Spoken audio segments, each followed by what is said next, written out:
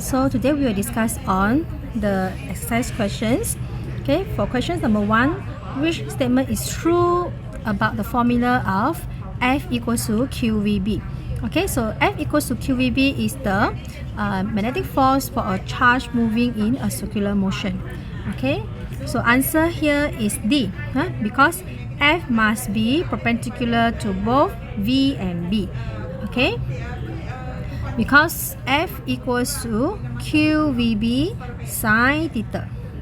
Okay, so in order to get F equals to QVB, our angle here must be 90 degree. Okay, therefore our directions of the V and also directions of the magnetic field B must be 90 degree. Okay, then sine 90 will become 1. Okay, so the answer here is D. Okay, question number 2. The magnetic field produced at the center of the current carry circular coin. Okay, so the magnetic field produced is proportional to the current in the coin and inversely proportional to the radius of the coin, because B coin equation is equals to mu naught I over 2R. Okay, therefore is proportional to the current and inversely proportional to the radius. So answer is B. Okay, which of the following statement is not true about the magnetism? Okay, so the answer here is the permanent magnet is cut into 2 pieces. One piece will be the north pole and another piece will be south pole. Okay, actually if you cut into 2, both also will become north-south and north-south. Okay, so it will become 2 permanent magnet. Okay, number 4. Which of the following is not the sources of the magnetic field? Okay, so the answer here is D. Okay, stationary charge particle. Okay, because if you want to get the magnetic field, okay, basically our charge here must be a moving charge. Okay, a moving charge. Number 5, chapter 5. The scalar product of the magnetic field strength and the area of the surface is referred to the magnetic flux. Okay, where the magnetic flux equation is equals to B dot A or BA cos theta. Okay, so magnetic field strength B and the area A is actually we are referring to the magnetic flux. Okay, question number 6, Lenz's law. Okay, so Lenz's law stated that the directions of the induced EMF is such that will oppose the change that causing it. So the answer is C. Question number 7. Faraday's law states that the induced EMF in the coin is directly proportional to the rate of change in the magnetic flux. Okay, where our induced EMF equation, okay, is equals to N d flux over dt. Okay, is the rate of change of the magnetic flux. So answer is A. Okay, questions number 8. EMF can be induced in a circular coin, okay, by number 1, increase the number of turn. Okay, because for a circular coin, our EMF equation is equals to N d flux over dt, or we can write as N BA cos theta over dt. Okay, so either is increase the number of turns N, or increase the area A, or we apply the stronger magnet B. Okay, so all of this above actually is correct. So answer is D. Okay, self-inductance is defined as L, current. Okay, because our EMF is equals to L di over dt. Therefore, L will equals to EMF over di over dt. Okay, so answer is B. Okay, question number 10. The phenomenon due to which there is an induced current, okay, in one coin due to the current in the neighboring coin. Okay, so this is because of neighboring coin. Okay, meaning that this is actually mutual inductance. Okay, when a loop of the wire is rotated between the pole of the magnet, the induced EMF can be generated. Okay, which of the following does not influence the induced EMF? Okay, so the induced EMF here, number 1, okay, because of the cross-sectional area of the loop. Okay, number 2 is because of the magnetic field of the pole. Okay, number 3 is the rotating speed of the loop. Okay, length of the wire does not give any influence on the induced EMF. Okay, because our induced EMF here we have 3 equations. The first one is because of the straight conductor B cross L V. Okay, VLV sine theta. This is because of the straight conductor.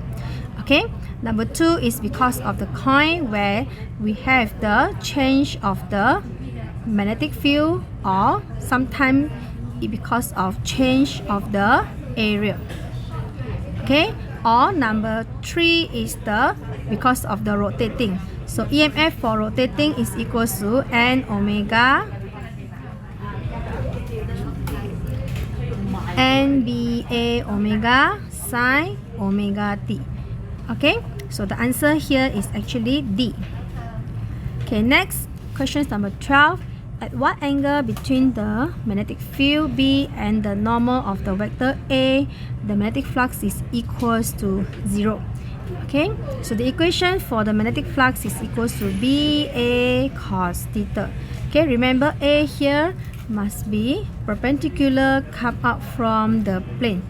Okay, so in order to get magnetic flux equals to 0, meaning that cos here must be cos 90 degree. Okay, 90 degree, then we will get the magnetic flux is equals to 90 degree. Okay, so the answer here is C. Okay, next. Okay, in the capacitor, in the alternating current, the voltage. Okay, so here V, if let's say I is 0 degree, okay, therefore our VC will be lag I by 90 degree. Okay, so our voltage VC lags the current by 90 degree. So the answer is B. Okay, when RCL series, okay, is resonance. Okay, when resonance XL is equals to XC. Therefore, our impedance at that moment is actually minimum. Okay, and the value is equals to the resistor. Okay, since XL equals to XC. Okay, so the answer is A. All the following have the same unit except inductance. Okay, so inductance is actually L. Okay, L, the unit for inductor is Henry. Okay, so the rest, capacitive reactance is ohm. Okay, impedance also ohm. Resistance also in ohm. So the answer is A. Okay, next, resonance in a series of RCL series occur when, okay, so when resonance happen, meaning that our XC equals to XL, and at that moment our impedance will equals to R, or VC equals to VL, so at that moment our V source will equals to V resistor. Okay, so resonance happen when XC is equals to XL. So answer is D. Question number 17. Energy dissipated. Okay, in RCL series, okay, the circuit is only R only. Okay, so remember, energy dissipated, okay, usually only happen in resistor. Okay, so therefore only resistor will dissipate the heat energy. Okay, question number 18. In the pure inductive circuit, the voltage, okay, so meaning that this is actually we want to find VL and also I. So when an I is at 0 degree, VL leads I by 90 degree. Okay, so VL leads mendahului current by 90 degree or pi over 2. So the answer here is B. Okay, question number 19. Capacitive reactance increase with increase of the alternating circuit. Okay, so meaning that Here our XC is equals to 1 over 2 pi FC, meaning that our XC is actually inversely proportional to the frequency. When the capacitive reactance increase, meaning that our frequency must reduce. So the answer is B. Okay, last question. Which of the following is a relationship between the root mean square voltage Vrms and also V? Okay, so as we know, Vrms is equals to V0 over SLIT2. Okay, therefore V0 is equals to SLIT2 times Vrms. Okay, so the answer here is C.